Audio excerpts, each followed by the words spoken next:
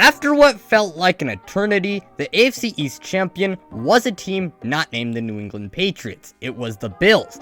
This division looks to be really competitive in 2021, and in today's video, I'm gonna be continuing my Who's Winning X Division series, and we're gonna predict the AFC East champion in 2021 this time.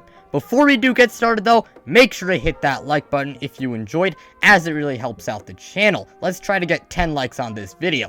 Subscribe if you guys are new, and enjoy the content on here so you don't miss out on any new videos. Plus, we're on the road to 500 subscribers, and once we hit our goal, I'll do a reaction to my first 2 videos ever, plus a Q&A.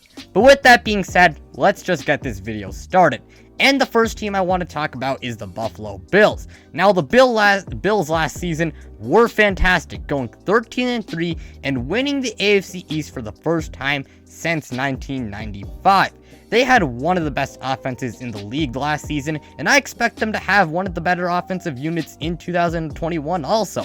They also got a pretty good defense, and while it did take a step back in 2020, it's still a pretty good unit.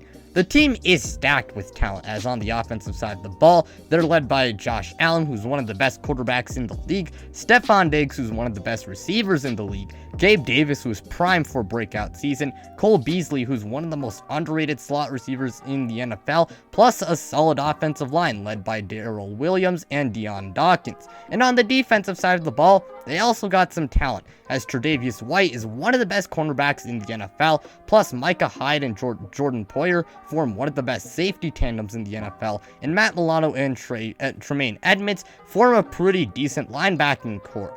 They should at the very least be a contender to win this division, and even with all the positive things I did say, they obviously have their weaknesses as a team, and they lie in the run game and the pass rush. Those flaws could be really detrimental to them in the playoffs. We saw that in the AFC Championship game. They unfortunately did not do much in free agency to address those issues, but they can always look to the draft to improve the run game and the pass rush, or they can bank on Devin Singletary or Zach Moss having a breakout season. But the Bills, they're still a really good team that I expect to be in the mix to win the AFC East at the very least, and possibly the Super Bowl. But even then, the Buffalo Bills are just a really good team, and I don't really have to say much else besides that. Then up next, let's talk about the New England Patriots. Now, I'm sure a lot of you guys might think I'm stupid to include them, and that I'm just a really biased and really delusional Patriots fan.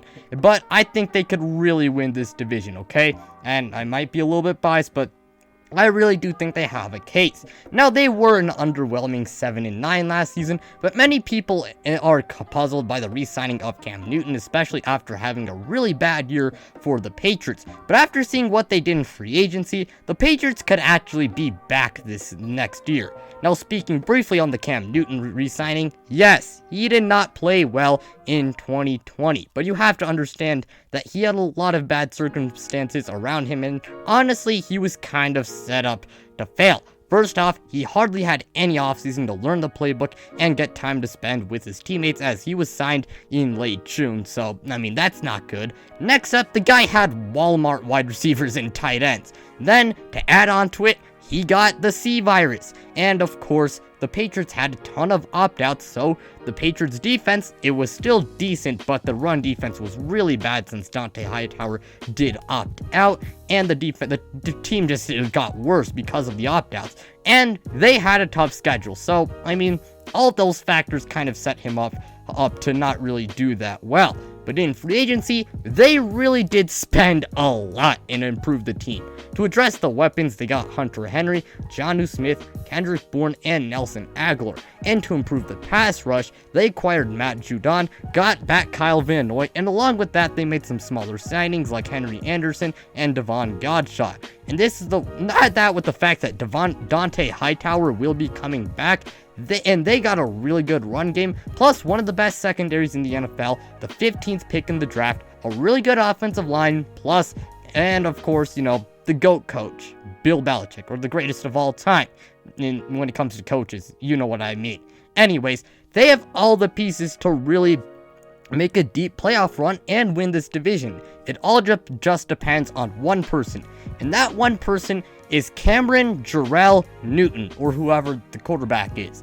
I don't expect Cam to become, 2015 to 16 MVP Cam, but if he plays like an average to an above average quarterback, the Pats will be just fine, okay? He has the weapons to make it work, and he has the offensive line to make it work. He has the coaches to make it work, and the run game, okay? Cam, this is your chance, alright? And if he plays like pre-C virus Cam, they could be a real sleeper. It all depends on him though. But, of course, as I said before, if the QB plays decent, the Pats have all the tools to win this division and possibly make a run at the Super Bowl. Well, who knows about that, but hey, they're still a pretty decent team. And the final team is the Miami Dolphins. Now, for those of you who have followed my channel for a while, you guys know how underrated I think this team is. They were last season. That's what I should be saying. Anyways, they went a surprising 10-6, and I mean, it was pretty quiet to be honest, and have a really, really bright future. I mean, first off, they got one of the best defenses in the league, as guys like Xavier Howard, Byron Jones, Emmanuel Ogbah, Eric Rowe, Jerome Baker, and Andrew Van Ginkel, they all contributed to a defense that ranked 6th as a unit. All they need is a better offense. It's just that simple. Now, Tua Tagovailoa had an underwhelming rookie season. I get that. But at the same time, the same case with Cam Newton. He did not have a good run game. Well, Cam Newton did, but he didn't have good circumstances, okay? Like I said before, he did not have a good run game.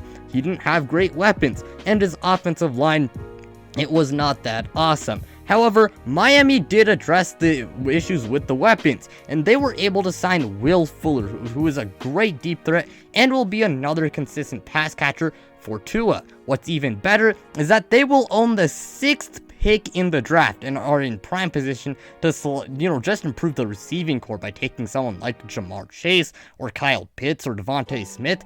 All I can say is this team could be scary, really scary soon enough. However, it all depends on how Tua Tagovailoa plays and, of course, the weapons around him, alright? They do need to improve that run game, which I do trust them to do since the management's I do trust them to improve the run game. And if Tua can, if they can provide him with good weapons and he can fully recover from that hip injury and play well, they could be a real sleeper to win this division and maybe the Super Bowl possibly. But like I said before, it all just depends on Tua Tagovailoa. But all I will say to wrap up the Dolphins segment is that the Miami Dolphins have a really bright future and they could be a real sleeper. It all just depends on Tua. But with all three of those teams out of the way, we now have to decide who will win the division. And ultimately, I had to choose the Buffalo Bills. Now, don't get me wrong, I am a New England Patriots fan, and I do think they can make a real run at the AFC East title. Same with the Miami Dolphins. But ultimately, I chose Buffalo because I think they're the best team in the AFC East, and they're definitely the most certain team in the AFC East. We know how good they can be. They have a great team, and they're simply one of the best teams in the league. No disrespect to my Pats and Dolphins, as I said before, but Buffalo, I believe at this moment, is the best team in the league. As I stated before, they have one of the best quarterbacks in the league, and that's one thing that makes them so certain. They got a really good receiving core and a pretty decent offensive line, plus a great defense. Now, the weaknesses I mentioned, they could be real concerns, but I do think they should still be a really good team. Now, maybe those weaknesses are exploited a little bit more in the regular season, and Buffalo isn't quite as strong next season as they were, in 2020, but even then, I still expect the Bills to be a pretty good team. And as I said before, I am a Patriots fan, but ultimately, I had to choose the Buffalo Bills since I think they're the most certain out of all three of those teams,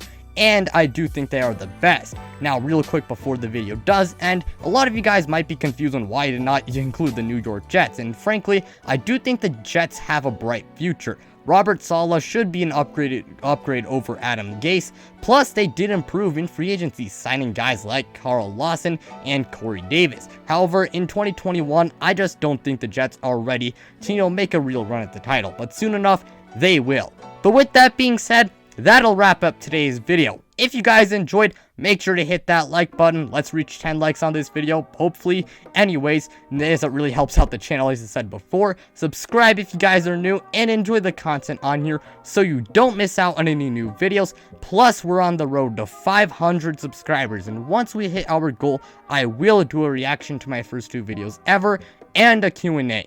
But with that being said, I'm out, you guys.